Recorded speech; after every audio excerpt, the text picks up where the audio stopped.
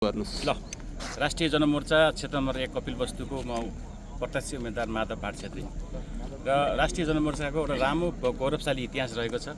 राष्ट्रियता, जनतन्त्र, जनजीविका सवालमा हामीले लामो समयदेखि यहाँ सङ्घर्ष गर्दै आन्दोलन गर्दै विभिन्न समयमा विभिन्न कालखण्डमा देश र जनताको पक्षमा आफ्नो आवाजहरू बुलन्द गर्दै हामी आएका छौँ।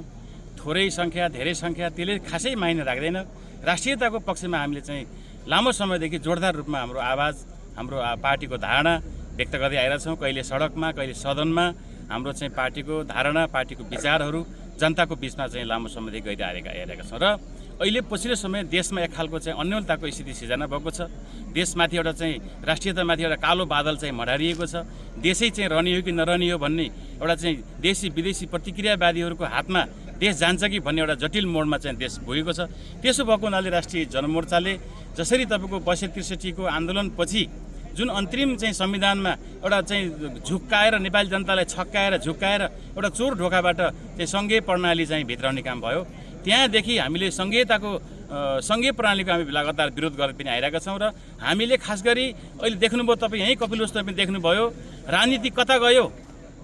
आफ्नो सत्ताको लागि स्वार्थको लागि एउटा चाहिँ टिकट पाउनको लागि रातारात चाहिँ हेर्नुहोस् 10औं वर्षसम्म आन्दोलन गरेका एउटा कुनै पार्टीमा चाहिँ रहेर काम गरेका कयौँ साथीहरू हेर्नु सेकेन्डमा चाहिँ टिकट नपाएको चाहिँ झोकमा पार्टी नै फेर्ने अर्को पार्टी प्रवेश गर्ने। त्यसले गर्दा एउटा सिद्धान्तको राजनीति चाहिँ अहिले पछिल्लो समय हराउँदै गइरहेको सन्दर्भमा राष्ट्रिय जनमोर्चाले जुन सिद्धान्त निष्ठाको राजनीति र तपाईँको चाहिँ एउटा स्वच्छ विचार चाहिँ भएको हुनाले र स्वयं म पनि चाहिँ एउटा युवा एउटा चाहिँ विभिन्न खालका अनुभवहरू पनि मसँग चाहिँ भएको हुनाले थुप्रै चाहिँ योजनाहरू मस्त भएको हुनाले मैले चाहिँ राष्ट्रिय जनमोर्चाले मलाई टिकट दिएको छ। यसपालि यो 2082 सालको यो चाहिँ निर्वाचनमा चाहिँ यहाँको कपिलवस्तुवासीका जनताहरूले क्षेत्र नम्बर 1 का जनताहरूले चाहिँ मलाई मतदान दिएर जिताउनुहुन्छ भन्ने कुरामा म एकदम आशावादी छु। त्यसको आधारहरू भनेको हामीले चाहिँ ठोस परिस्थितिको ठोस मूल्य विश्लेषण हाम्रो पार्टीले गर्दै आइरहेको छ।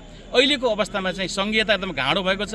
यसलाई जरीदेखि फाल्न पर्ने अवस्था भएको हुनाले हामी जस्ता चाहिँ राष्ट्रियताप्रति चाहिँ ओतप्रोत भएका राष्ट्रियताप्रति देशप्रति माया भएका मान्छेहरू चाहिँ संसदमा गएर यो चाहिँ सङ्घीयतालाई जरीदेखि फाल्नको निमित्त जनताले चाहिँ हामीलाई भोट दिन्छन् जिताउँछन् भन्ने कुरामा म चाहिँ आशावादी छु र विश्वस्त पनि छु।